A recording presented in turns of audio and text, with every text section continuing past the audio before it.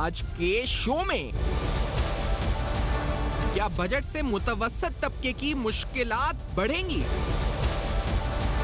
तहरीक-ए-इंसाफ हुकूमत के बजट का मकसद क्या? सियासी मफादात का हुसूल। अस्सलाम वालेकुम। पस पर्दा हक़ाइक़ सनसनीखेज़ इंकशाफ़ात प्रोग्राम बेनकाब में हूँ आपके साथ सिफ़ान खान। नाज़रीन, बजट पर हमने इस पर तफ़सीलन ट्रांसमिशन भी की। बहुत से अहम सवालात हैं बजट के हवाले से जो फाइनेंस बिल को पढ़ने के बाद आज हम प्रोग्राम में उठाएंगे भी। मुख्तलिफ सेक्टर्स के हवाले से हमने देखा, स्पेसिफिकली आपको बताते चलें जहाँ पर ये काफ़ी पॉजिटिव रहा, हमारी उन सेक्टर्स के लोगों से बात भी हुई।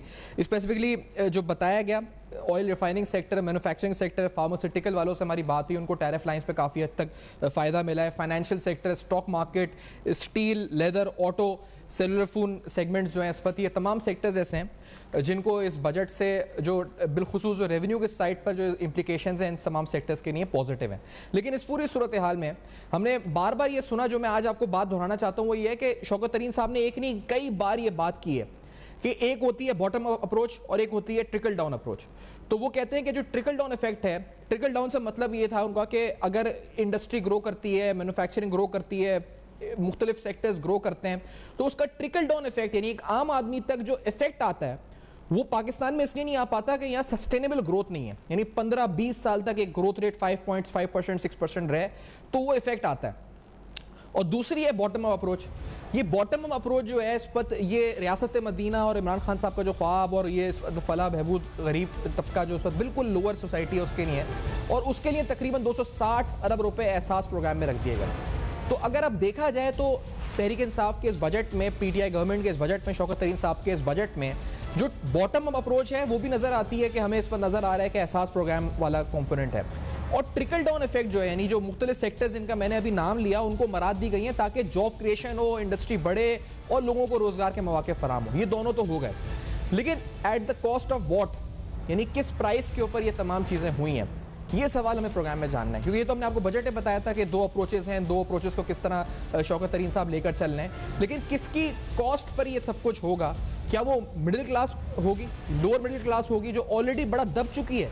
और दबने की वजह हम सबको पता है क्यों है, क्योंकि 2 साल real growth, economic growth negative रही है, फिर पेंडेमिक आ गया कोरोना का जिसकी वजह से उनको काफ़ी मुतासिर हुए हैं। तो जो आपकी मिडिल क्लास है और लोअर मिडिल क्लास है उनके ऊपर क्या टैक्सेस का बोझ बढ़ेगा, और बिलखुसूस जो टैक्सेस लगाए हैं उससे क्या इफेक्ट पड़ेगा? मैं कुछ टैक्सेस जो मैं तफसीलात मैंने निकाली इस फाइनेंस बिल से जो हाईली जिसका इम्पैक्ट इन्फ्लेशनरी हो सकता है, तो उस पर हम सवाल उठाएंगे। मेरे साथ डॉक्टर इकरामुल हक साहब मौजूद हैं, माहिर टैक्स उमूर भी हैं। इंशा अली कांजी साहब जो कि इस वक्त माहिर हैं ज़राई उमूर के, आपके आर्टिकल्स भी इस पर आते हैं और हम इस पर इनसे बात करेंगे ज़राई सेक्टर के लिए, जो कि तकरीबन 38% आपकी जो पॉपुलेशन है, लेबर फोर्स है, उसको हायर करता है।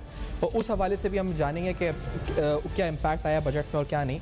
लेकिन आपको ये बताते चलें कि जिन सेक्टर्स पे इकरामुल हक साहब मैं आपसे सवाल पूछना चाहूँगा, यानी जो नए टैक्सेस हैं जो हाईली इन्फ्लेशनरी कहा जा रहा है जिनको, जैसे क्रूड ऑयल है, LNG इंपोर्ट है, फूड आइटम्स हैं मुख्तलिफ, जैसे मिसाल के तौर पे 17% टैक्स लगा दिया गया क्रूड ऑयल के इंपोर्ट के ऊपर, तकरीबन 38 अरब का कहा जा रहा है इससे फ़ायदा होगा। यकीनी तौर पे खाम तेल का इंपोर्ट है, इसकी कीमत बढ़ेगी तो डेफिनेटली इम्पैक्ट और चीज़ों पर महंगाई पर आएगा। इसी तरह से चीनी है, उसको रिटेल स्टेज के ऊपर उस पर टैक्स लगाने की बात की गई है, 7 पर kg कहा जा रहा है कि उससे इजाफा उसमें हो सकता है। इसी तरह मुख्तलिफ एडिबल आइटम्स हैं, डेयरी प्रोडक्ट्स हैं जिनके ऊपर इस वक्त ये तमाम टैक्सेस जो है नाफिज किए गए। इकरामुल हक साहब, ये मुझे आपको लगता है ये 8% इन्फ्लेशन टारगेट अचीव हो पाएगा? और फिर ये जो सारे टैक्सेस हैं ये तो बड़ा महंगाई कर देंगे आम आदमी के लिए, तो जो मुतवस्सित और जो लोअर मिडिल क्लास है इनके लिए तो और जीना मुश्किल हो जाएगा इसका मतलब। इकरामुल हक साहब जी बिल्कुल सही फरमाया आपने। और फेडरेशन जो चैम्बर के मियाँ नासिर हयात साहब हैं, उन्होंने तो बहुत अच्छी तजावीज़ पेश की थी कि आप अपने सेल टैक्स रेट को कम से कम 7-8% पर लेकर आएँ और उसका ब्रॉड बेस कर लें। जहाँ जहाँ भी आपके नेट में नहीं है वो आ जाए। एक से एक तो आपको रेवेन्यू ज़्यादा मिलेगा और दूसरा इसका बोझ जो है वो आवाम पे नहीं पड़ेगा। मेरा ख्याल है ये पहली दफ़ा था कि फेडरेशन की तरफ से बहुत ही अच्छी तजावीज़ पेश की गई। अब आपने सही कहा कि अगर आप एक सेक्टर को एक तरफ से तो उनकी जो रॉ मटेरियल पे फ़ायदा देते हैं, दूसरी तरफ से जो उन्होंने इनपुट्स यूज़ करनी है, एनर्जी तो सब ने इस्तेमाल करनी है। अब एनर्जी की कॉस्ट अगर आपकी इतनी ज़्यादा हो जाती है और महंगाई जो फूड इन्फ्लेशन आपकी वहीं नहीं रहती बल्कि उससे ज़्यादा हो जाती है, तो ना तो 10% जो आपने अपने मुलाजमीन की तनख्वाहें बढ़ाई हैं बेचारों को कोई फ़ायदा होगा। और यहाँ मैं ये भी अर्ज़ करता चलूँ कि उनकी जो मेडिकल अलाउंस फ्री था उसको भी वापस ले लिया गया है, जो प्रोविडेंट फंड था उस पर भी टैक्स लगा दिया गया है। जो वो होली एंड एक्सक्लूसिवली अपने काम के लिए बाहर जाते थे, डेली अलाउंस था उनका, कोई उनका वो अलाउंस था और उसमें वो कुछ पैसे बचा लेते थे यानी कम खर्च कर लेते थे, तो बकाया जो था टैक्स नहीं होता था वो भी। तो मुझे यूँ लग रहा है कि जैसे उन्होंने होलिस्टिकली अगर जैसे तजावीज़ पेश की थी फेडरेशन ने, अगर वो उनको मान लेते तो एक पैराडाइम शिफ्ट आ जाते हमारी टैक्स की पॉलिसी में, इकराम साहब ये उससे हमारा जो इकराम साहब ये आपने जो बात की बड़ी ये खूबसूरत बात है। मैं कुछ फैक्ट्स एंड फिगर्स के साथ बताना, जैसे मिसाल के तौर पे जो इंडस्ट्रियल रिलीफ मेजर्स हैं मुख्तलिफ कस्टम ड्यूटी पर, एडिशनल कस्टम ड्यूटी पर, रेगुलेटरी ड्यूटी के ऊपर, तो तकरीबन 584 टैरिफ लाइंस हैं जिनके ऊपर फैब्रिक भी जिसमें शामिल है जो टेक्सटाइल सेक्टर की वैल्यू चेन में होती है, तो इस पर इन्होंने एग्जेम्पशंस दिए हैं कंप्लीट। अब ये तकरीबन जो एस्टिमेटेड रेवेन्यू लॉस है 10 अरब रुपए का इससे है, लेकिन दूसरी तरफ जो हम देख रहे हैं कि 38 अरब रुपए इंपोर्ट ऑफ क्रूड ऑयल की जो आपने उस पर सेल्स टैक्स लगा दिया 17%, तो 38 अरब रुपए का तो इधर से कमा रहे हैं और 10 अरब रुपए का आपने एक रेवेन्यू लॉस सफर किया और उसका जो इन्फ्लेशनरी इंपैक्ट अलग है इस वक्त। इकराम साहब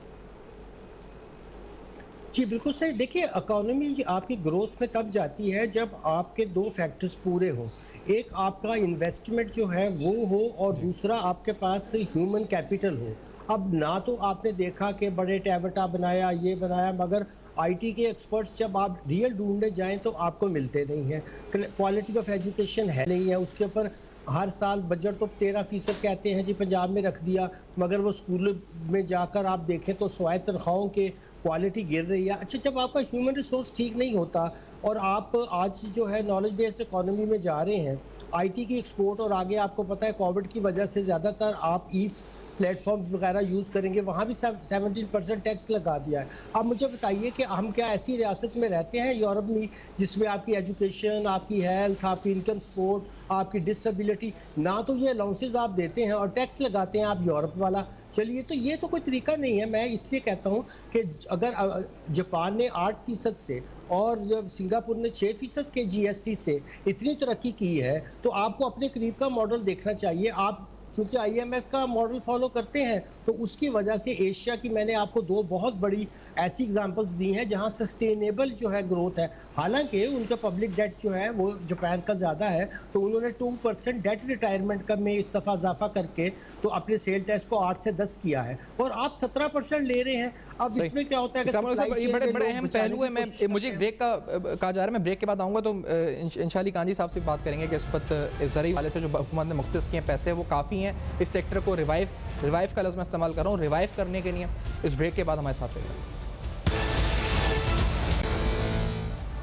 वेलकम बैक। आप देख रहे हैं बेनकाब, और आज बेनकाब में आपके सामने तफसीलन हम बड़े अहम सवालात उठा रहे हैं। ये सारे सवालात बजट से मुतल्लिक हैं। हमने ये तो सुना trickle down, bottom up approach, एहसास प्रोग्राम, लेकिन एक आम आदमी कितना मुतासर होगा जब ये तमाम चीज़ें बिलखुसूस एडिबल यानी जो खुराक से ताल्लुक़ रखती हैं चीज़ें उनकी कीमतें बढ़ेंगी, चीनी की कीमत बढ़ेगी, तेल जिसका इम्पैक्ट इंडस्ट्री पे पड़ेगा, क्योंकि अगर इंपोर्ट ऑफ ऑयल के ऊपर तकरीबन 38 अरब का आप रेवेन्यू जनरेट करने जा रहे हैं बाय इम्पोजिंग 17% जीएसटी, तो उसके बाद जो आपने बेनिफिट्स दिए हैं अगर उनकी टैरिफ लाइंस के ऊपर, तो वो क्या सबसेट हो जाएंगे, वो क्या इस पर उनका कोई इफेक्ट होगा नहीं होगा।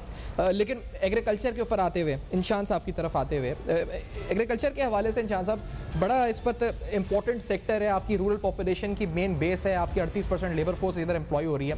अब यहाँ पर जो हमने एलोकेशन, मैंने अभी बजट की तो 12 अरब इन्होंने अनाउंस किया था शौकत तरीन साहब ने, जिसमें से 1 अरब तो लोकस्ट कंट्रोल के लिए एंड फूड सिक्योरिटी है।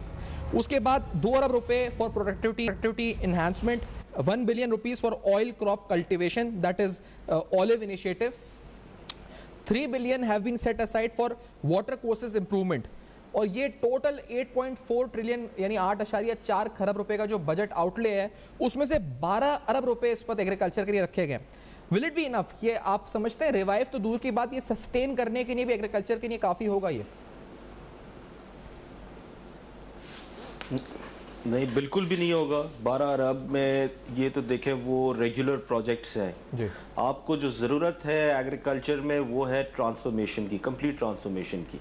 एग्रीकल्चर सेक्टर का जो आज हाल है, आप इस तरह ये तो रेगुलर प्रोजेक्ट्स हैं 12 अरब रुपए में जो ये करेंगे, ये बड़ा इंपॉर्टेंट है। आपने पहले भी बात की सस्टेनेबल इकोनॉमिक ग्रोथ की, और फाइनेंस मिनिस्टर साहब भी बात करते हैं, ये कभी भी नहीं हो सकता है बगैर एग्रीकल्चर को ग्रो किए हुए और 3-3.5% पे नहीं, 5 से 7% एग्रीकल्चर की ग्रोथ नहीं होगी, आपकी सस्टेनेबल इकोनॉमी नहीं ग्रो कर सकती।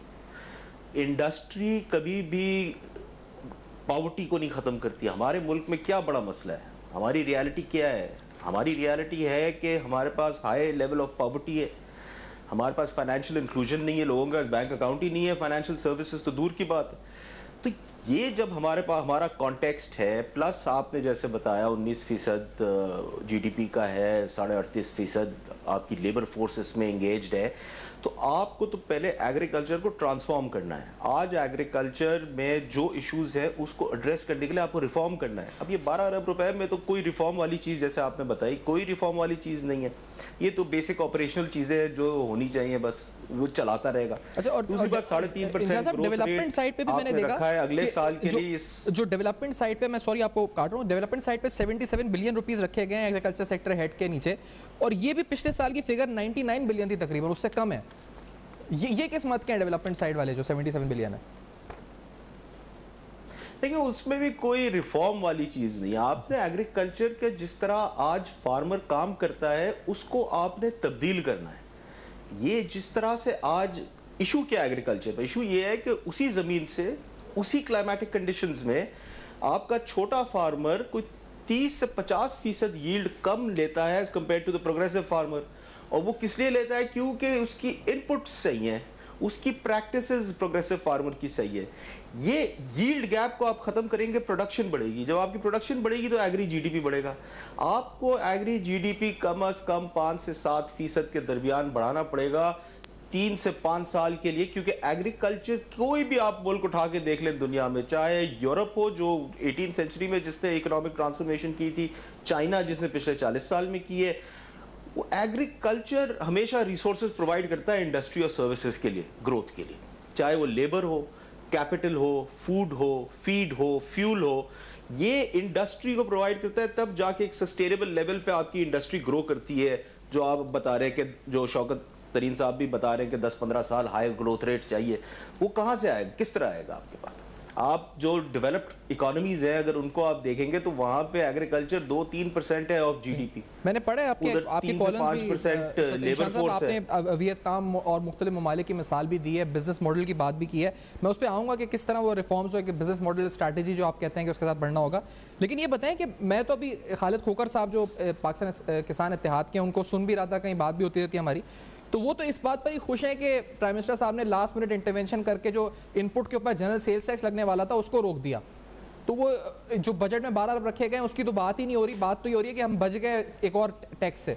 तो ये अगर लग जाता तो कितना नुकसान था अगर, और ये जो बचा है ये सस्टेनेबल है या थोड़े दिन बाद फिर IMF लगवा देगा? जी नहीं, ये तो जाहिर है। अब आज देखें, आज DAP की बैग एक जो है 50 kg की 5,500 रुपए की, आप अगर उसको और मजीद महंगा करेंगे तो DAP नहीं लगाएगा तो यील्ड कहाँ से लेगा? यही तो मसला आ रहा है कि वो सही चीज़ें लगा ही नहीं रहा और सही मिकदार में नहीं लगा रहा है, इसलिए उसकी यील्ड कम आ रही है। और ये छोटे फार्मर के पास, अगर इंक्लूसिव ग्रोथ की हम बात करते हैं तो छोटे फार्मर के थ्रू हमने ग्रोथ लानी है। वो छोटा फार्मर के पास 48% फार्म लैंड है, और छोटा फार्मर तो एक आर्बिट्रेरी, मैं कह रहा हूँ 12.5 एकड़ के नीचे, अगर आप 25 एकड़ के नीचे देखें तो उसका 66% फार्म लैंड आ जाता है उनके पास। तो अगर वो आप 50% जो आपकी ग्रोथ एरिया है उधर ही यील्ड आपकी कम है और उसके लिए आप कुछ भी नहीं कर रहे हैं, तो फिर आपकी ग्रोथ एग्रीकल्चर में कहाँ से आएगी? तीसरी बात मैं आपको एक बताऊं कि देखिए 2 साल है आपके पास, आप ऐसे प्रोजेक्ट्स इनिशिएट तो कर सकते हैं जो 3 से 5 साल बाद रिजल्ट देंगे, लेकिन आपको 2 साल में फार्मर को बेनिफिट मिल जाए तब जाके ये आपकी जो बजट की स्ट्रैटेजी है वो आपको अगले इलेक्शन में हेल्प कर सकती है।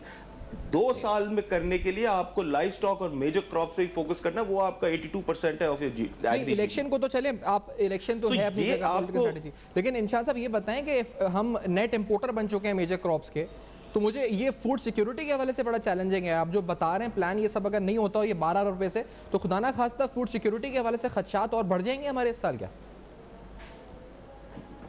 बिल्कुल बढ़ जाएंगे आपकी, क्योंकि आपकी देखिए पॉपुलेशन ग्रोथ हो रही है, आपका फिर यहाँ से आपके क्रॉप्स दूसरे मुल्क भी जा रहे हैं, तो आपकी पैदावार बढ़ नहीं रही है। तो मतलब ये तो कोई बिल्कुल ही मतलब कॉमन सेंस वाली बात है कि इसमें तो फूड सिक्योरिटी के इश्यूज आएंगे ही आएंगे, और एग्रीकल्चर को जो ट्रांसफॉर्म करना है ये it is much bigger than just food security. Food security तो बड़ा एक डिफेंसिव ऑब्जेक्टिव है ना, कि हमारे पास इतना खाना हो कि हम खा सकें।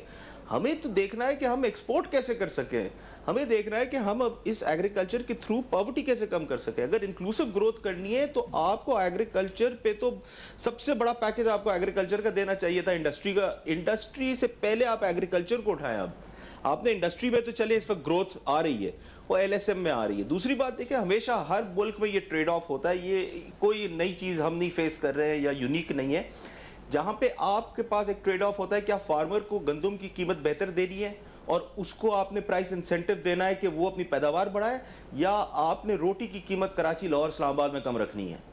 ये पूरी दुनिया में ट्रेड ऑफ होता है, इसको बैलेंस करके चलना पड़ता है आपको। और यहीं पे आपकी पॉलिटिकल स्ट्रैटेजी और आपकी किस तरह से आप मैनेज करते हैं, सब्सिडी किस तरह रूट करते हैं। आपने एहसास की बात की कि बॉटम अप अप्रोच, एहसास सैफान साहब कोई बॉटम अप अप्रोच नहीं है।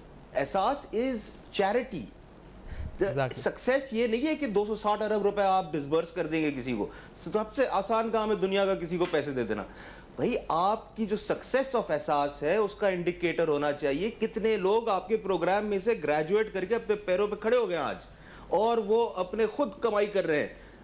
आपको उनको पैसे देने की जरूरत नहीं, क्योंकि ये जो किसी भी सोशल सेफ्टी नेट प्रोग्राम का होता है एग्जिट करना उधर से। ये मल्टी डायमेंशनल पॉवर्टी बड़े फैक्टर्स हैं जिसकी वजह से रूरल पॉपुलेशन में है, और अगर ये पैसे एग्रीकल्चर की तरफ हो जाते 12 अरब के बजाय तो शायद इससे बहुत बेहतर हालात हो जाते हैं। इंशाअल्लाह साहब बिल्कुल, आप बिजनेस मॉडल बनाएं, उसको बिजनेस मॉडल दें और आप उसको फिर एसोसिएटेड सर्विसेज दें इंस्टीट्यूशनल फॉर्म में। हमें वो इंस्टीट्यूशंस उसके लिए काम ही नहीं कर रहे हैं ना। आज जो छोटा फार्मर है, जो गरीब आदमी है, उसके लिए इंस्टीट्यूशंस नहीं काम कर रहे।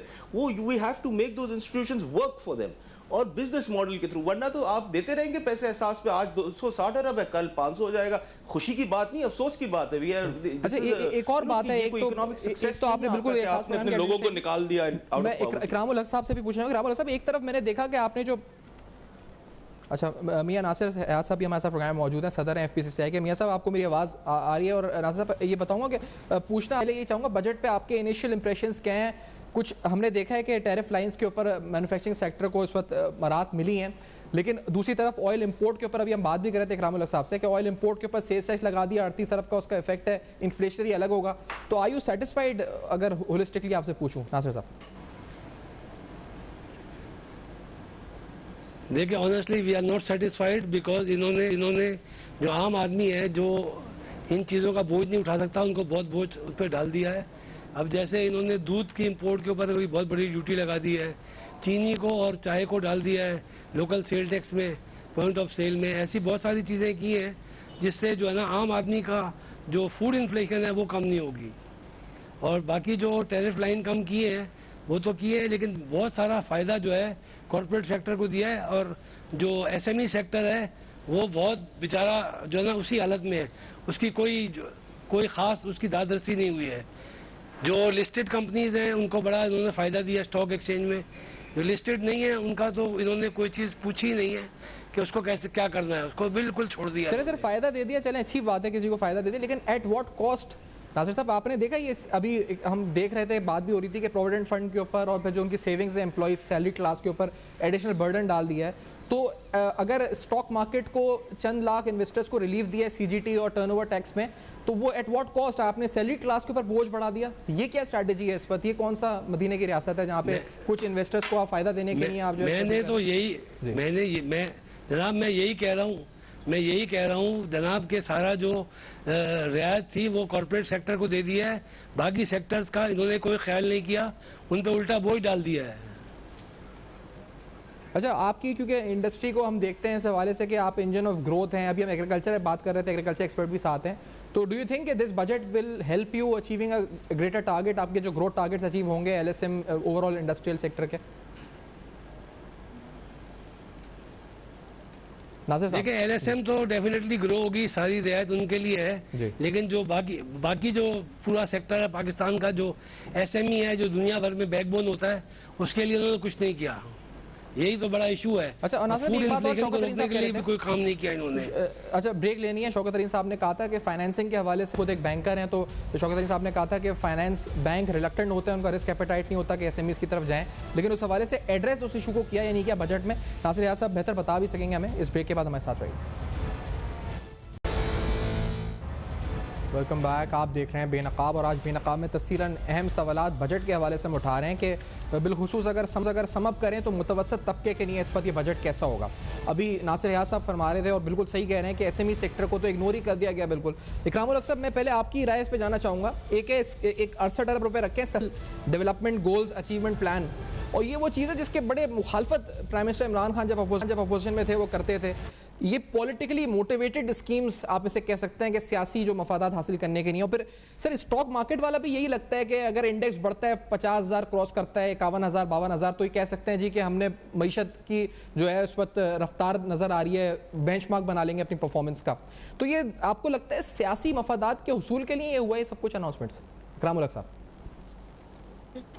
जी, आम तौर पर अगर आपने रिफॉर्म्स करने होते हैं तो आप अपने पहले साल में कर लेते हैं। उस वक्त जैसे जैसे वक्त गुजरता जाता है तो फिर आप ये समझते हैं कि हमें जो है वो ऐसे पॉपुलर डिसीजन करने चाहिए जिससे मईशत तो बेशक बेहतर ना हो मगर वोट बैंक बन जाए। अब वोट बैंक, उनको ये समझ नहीं आ रही कि वोट बैंक 4000 लिस्टेड कंपनीज नहीं है।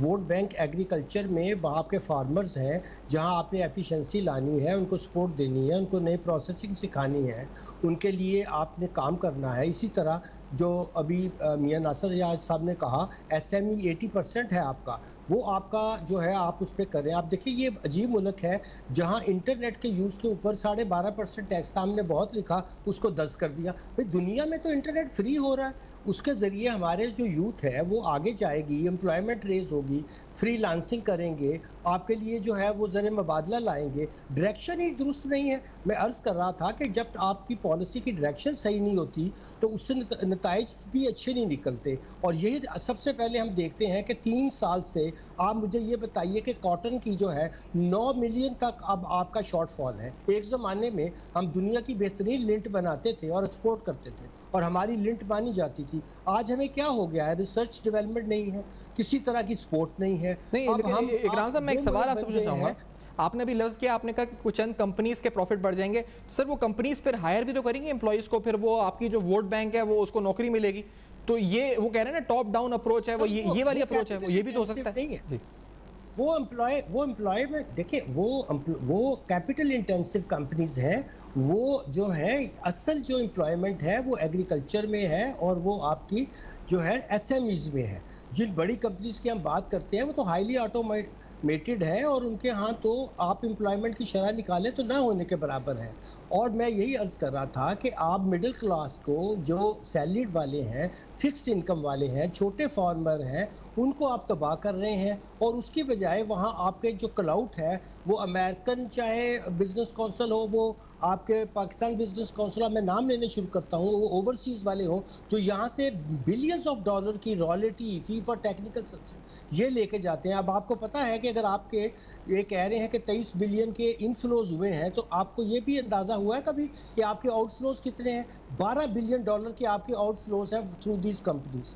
तो एक साइड की पिक्चर आप पेश करते हो और जो लोकल लोग हैं जो यहाँ फूड पैदा कर रहे हैं, जिन्होंने एग्रो बेस्ड इंडस्ट्री को सपोर्ट करना है, जिन्होंने एसएमई को सपोर्ट करना है, जिन्होंने रिसर्च एंड डेवलपमेंट के अंदर ह्यूमन कैपिटल को ठीक करना है, यहाँ तो आधे लोगों को ट्रैक्टर चलाने नहीं आते हैं। गांव के अंदर वो जो फिर रहे हैं वो यहाँ आकर 2-2 हज़ार रुपए पे 3-3 हज़ार रुपए पे जो है 12 अरब रुपए रखे हैं ना इस पर इकरामुल हक साहब। मैंने आपको ब्रेक भी बताया था 12 अरब रुपए रखे हैं ना इसमें। उसमें उन्होंने 1 अरब लोकस कंट्रोल के लिए रखे हैं, 3 अरब जो है वाटर कोर्सेज के लिए रखे हैं, ऑयल कल्टिवेशन के लिए 1 अरब रुपए रखा है। 8.5 खरब के बजट में से 12 अरब रखे हैं एग्रीकल्चर के लिए। डिस्ट्रिक्ट में भी, किसी एक डिस्ट्रिक्ट में भी फार्मर स्कूल है ट्रेनिंग का? चलिए आप पूरे पाकिस्तान में आपसे सवाल करता हूँ, मुझे एक डिस्ट्रिक्ट में आप बता दीजिए मॉडर्न फार्मर्स की ट्रेनिंग का कुछ स्कूल बनाया हो जहां उनको प्रोसेसिंग के तरीके सिखाए जाए, एफिशिएंसी बढ़ाई जाए। आप यहीं आ जाइए, इंडस्ट्री में आ जाए। बिल्कुल आपने एसएमईज को तबाह करके रख दिया है। चंद कंपनियों के जो आपकी जिनके यहाँ फॉरेन जो है फंडिंग है उसके सारा पैसा वो डिविडेंड से बाहर ले जाते हैं, वो सारा पैसा जो है आपके यहाँ से जो है वो लोन देकर इंटरेस्ट फ्री की शक्ल में ले जाते हैं, तो जो लोकल लोग बेचारे काम कर रहे हैं, मेहनत कर रहे हैं, उनको उनका मुआवजा कहाँ से मिल रहा है। तो मैं अर्ज कर रहा था कि देखिए बेसिस से हमें चलना पड़ेगा।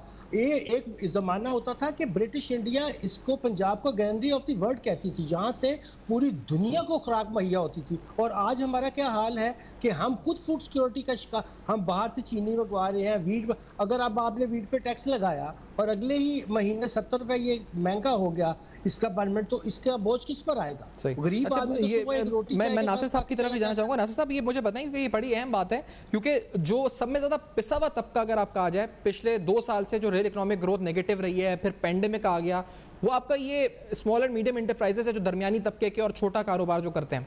तो हम एक्सपेक्ट कर रहे थे शायद उनके लिए रिलीफ आएगा। आप लोगों ने क्या मेजर्स प्रपोज किए थे, और अब आप क्या कहेंगे एफपीसीसीआई के प्लेटफॉर्म से गवर्नमेंट को कि ये जो सबसे पिसा हुआ तबका था उस पर ही मजीद बोझ आ गया है, तो क्या करना चाहिए हुकूमत को? नासिर साहब देखिए, हमने जो उनको प्रपोज किया था, एक single digit sale tax propose किया था ताकि महंगाई कम हो और करप्शन कम हो। दूसरा हमने प्रपोज किया था कि जो भी ड्यूटी, सेल टैक्स या कोई भी जो लेवी है वो सबके लिए बराबर होनी चाहिए। इन्होंने सारा फायदा जो है वो कॉरपोरेट सेक्टर को दे दिया, और कॉरपोरेट सेक्टर चाहे जितने भी स्टॉक एक्सचेंज के पॉइंट बढ़ जाएं वो मुल्क नहीं चला सकता और नहीं चला सकता। लेकिन एक माइंड सेट है इनका, जो माइंड सेट है वो इस तरह का है कि या ये सब IMF के बंदे हैं या वर्ल्ड बैंक के बंदे हैं या वो क्लाउड है या वो इन्फ्लुएंस है कि इन्होंने कोई बात जो है इस बात में करने को तैयार ही नहीं है, ना इनके माइंड में है। ये हर एक को चोरों की नज़र से देखते हैं कि ये चोर है, वो चोर है, और कंड्यूसिव एक माहौल होता है टैक्सेशन का, पॉलिसीज का, वो सुनने को तैयार नहीं है। ये बड़ी एस्टॉनिशिंग जब एक आदमी के माइंड सेट ही ठीक ना हो, उसकी अप्रोच ही गलत हो, तो आप जो मर्जी कर ले, कुछ होना नहीं है इसका। जैसे डॉक्टर इकराम ने कहा कि 80% दुनिया में SME चलाते हैं, ये इनको भी पता है, हमको भी पता है, सबको पता है, लेकिन इन्होंने कभी भी इस पर तवज्जो नहीं दी। अभी 36 लाख जो है टैक्स पेयर्स हैं, वो यूटिलिटी के जो है रजिस्टर्ड कस्टमर्स हैं, उनको टैक्स नेट में लाए। इनको चाहिए था कि 1-2 हज़ार अरब रुपए रखते बजट के अंदर कि ये FBI वाले नए लोगों को टैक्स नेट में लाएंगे। We as apex body have demanded कि आप इनको टैक्स नेट में लाएं। ये उसके लिए भी कुछ नहीं करते, जो टैक्स दे रहा है उसी को दबा रहे। जो SMEs हैं उनको कोई रियायत नहीं है, उनको लेवल प्लेइंग फील्ड नहीं है। हम ये नहीं कहते कि हमें कोई रियायत दे। अब देखिए, स्कीम आई थी एक टर्फ की, स्टेट बैंक ने 500 अरब का एक फंड रखा था, 1% के ऊपर आप इंडस्ट्रियलाइजेशन कर सकते हैं। वो सारा 15-20 आदमियों को दे दिया, और SMEs के लिए एक स्कीम लाए 9% पे। अब मुझे बताएं, जो कॉर्पोरेट सेक्टर है वो 1% पे बैंक से लोन लेके इंडस्ट्री लगाएगा, और जो छोटा सेक्टर है उसको कह रहे हैं 9% पे आप लोन ले ले। आप ये बताएं, ये कोई जो है जस्टिफाइड बात है? यानी ये तो ऐसी बात है जो आम आदमी जो इतना कारोबार में इन्वॉल्व नहीं है वो भी ये समझता है कि मैं बड़े लोगों को 1% पे सूद दे रहा हूँ, सूद पे फाइनेंस दे रहा हूँ, और छोटे लोगों को 9% पे दे रहा हूँ। कभी जिंदगी में हालात वो भी नहीं मिलता ना। वो सर आप 9 रखें या 1% रखें, खुद शौकत तरीन साहब कह चुके हैं कि वो एक प्रोफेशनल बैंकर हैं, उन्हें पता है कि बैंक जो है रिलक्टेंट होते हैं SMEs को लोन देने में। तो वो ये मसला तो उन्होंने खुद हमें बताया था, इसको हल करने के लिए आपकी नज़र में कुछ रखा है उन्होंने बजट में? अच्छा, इसमें हमने उनको ये कहा था कि आप हर बैंक का एरिया वाइज और सेक्टर वाइज उनको डायरेक्टिव दें कि इस तरह आपने लोन्स देने हैं। आपने ये नहीं कि जो आया आपने बड़े लोगों को दे दिया, छोटे को दिया नहीं। इस वक्त सारा जो इनके एडवांसेस हैं वो 9 शहरों में है टोटल। 90%, 95% बड़े 9 शहरों में है। बाकी तो पूरा मुल्क में कोई सिस्टम ही नहीं है। दुनिया भर में सिस्टम होता है कि आप लोगों को लोन दें। अब मैं आपको ये बताऊं कि आप जब भी लोन देंगे, छोटे को देंगे या बहुत छोटे को देंगे, जनरली 10-15% तो बैड लोन्स हो सकते हैं, और माजी में बड़े ग्रुप्स में भी हुए। सही बात है। लेकिन ये तो आप देखें, इस कोविड में बैंक का प्रॉफिट डबल हुआ है, ये दुनिया में कहीं नहीं हुआ है। यहाँ पाकिस्तान में बैंक के प्रॉफिट डबल हुए हैं, क्योंकि बहुत बड़ी रकम गवर्नमेंट लेती है इनके साथ लोन के ऊपर, सिक्योर्ड लोन पे। बाकी ये कुछ ग्रुप्स को दे देते हैं। अच्छा, ये छोटा जब जाता है तो अव्वल तो देते नहीं। इंशाअल्लाह ज़राई उमूर के हवाले से मुझे आपके मार्कअप पे देते हैं। इंशाअल्लाह साहब लास्ट कमेंट, क्योंकि मुझे बताएं कि ये तो जो आपको फिर रूरल पॉपुलेशन और जो मल्टी डायमेंशनल पॉवर्टी जो हम बातें कर रहे थे, तो वो बढ़ती हुई नजर आती है आपको, जो गुर्बत है और जो इस वक्त पॉवर्टी है वहाँ पर, इंशाअल्लाह साहब बेस्ड ऑन दिस बजट? अगर एग्रीकल्चर को के लिए ट्रांसफॉर्मेशन के लिए आप कोई पैसे नहीं रखेंगे और सही मेजर्स नहीं लेंगे तो आपकी पॉवर्टी तो बढ़ेगी ना, कम तो नहीं हो सकती है, क्योंकि एग्रीकल्चर वाइड एक शोबा है जो 2 to 4 times more effective है than any other economic sector to alleviate poverty। और आपकी रूरल पॉवर्टी एक बड़े हाई रेट पे, आपको ज़ाहिर है ट्रांसफॉर्म करना बहुत ज़रूरी है, आपको लाइफ स्टॉक और क्रॉप सेक्टर पे फोकस करना ज़रूरी है। और ये जो अभी आपके दोनों गेस्ट्स भी रिस्पेक्टेड गेस्ट्स बात कर रहे थे, देखिए इनको फाइनेंसिंग सबसे, आप सारी चीजें घूम फिर के जितनी रिसर्च करनी है, एनालिसिस कर ले, आखिर में इशू है क्रेडिट का, फाइनेंसिंग का। मैं सिर्फ आपको ये इस शुक्रिया अदा करूंगा इंशान साहब आपका भी, और इस पर नासिर हयात साहब का भी, और इकराम उल हक साहब का जिन्होंने प्रोग्राम में ज्वाइन किया। वक्त की किल्लत थी इसलिए माजरत में बात आपकी कंप्लीट नहीं हो सकी। We'll wind it this segment here, यहाँ पे इस पर वाइंड अप करते हैं। गेस्ट को शुक्रिया अदा करते हुए वापस आएंगे, सिर्फ समरी देने के लिए इस प्रोग्राम को कंक्लूड करेंगे। हमारे साथ में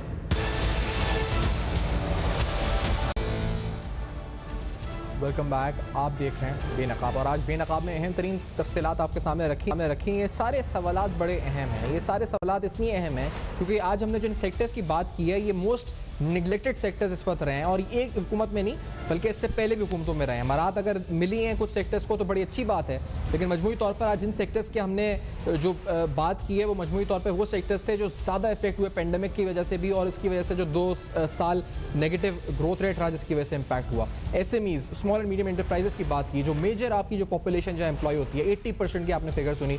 FECCI का मौक़िफ़ भी जाना है इस हवाले से, और साथ साथ एग्रीकल्चर जो कि बड़ा अहम शोबा इस वक्त है, तकरीबन 38% जो लेबर फोर्स है जो इस वक्त एम्प्लॉय करता है। इसके अलावा रूरल पॉपुलेशन जो तमाम है वो यहाँ एम्प्लॉय होती है। अगर गुर्बत का खात्मा करना है तो हमारे एग्रीकल्चर एक्सपर्ट ने कहा वो एहसास प्रोग्राम से नहीं बल्कि एग्रीकल्चर सेक्टर पर अच्छी एलोकेशंस और एक अच्छी स्ट्रैटेजी के साथ हो सकता था, एक बिजनेस मॉडल बना के हो सकता था, कुछ रिफॉर्म्स के साथ हो सकता था। तो फूड सिक्योरिटी तो एक छोटा मसला है, लेकिन मजमूई तौर पर इस मुल्क से गुर्बत के खात्मे के लिए भी एग्रीकल्चर सेक्टर में रिफॉर्म्स और पैसा लगाना इंतहाई ज़रूरी था। जो एलोकेशन है वो आपको बताई हमने 12 अरब रुपये की, जिसमें लोकस कंट्रोल भी है, वाटर कोर्स भी है, ऑयल इस वक्त ऑलिव इंटरवेंशन भी है।